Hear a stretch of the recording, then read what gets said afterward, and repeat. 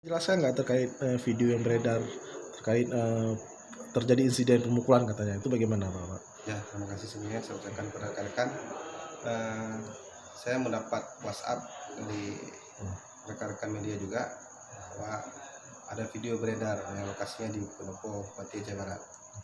Namun, waktu itu kan saya di lokasi. Saya langsung, cross check ke lokasi tersebut, langsung menanyakan kepada Pak Bupati dan kepada saksi-saksi di situ yang di Pendopo, yang bertugas di Pendopo. Eh, dari pernyataan dari yang saksinya bahwa Pak Bupati tidak mukul yang bersangkutan. jadi sebenarnya apa yang terjadi sebenarnya?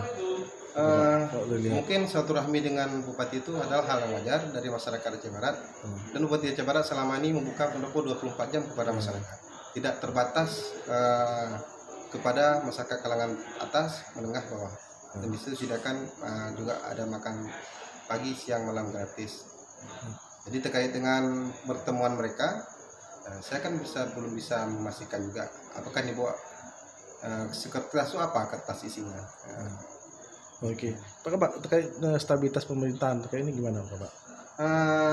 Sejauh ini saya tidak mengganggu stabilitas kerja kami, dan besok Bupati ada dua agenda beliau. Yang pertama adalah Musrembang kecamatan, satu lagi hari pers nasional yang diselenggarakan oleh rekan-rekan jurnalis Aceh Barat.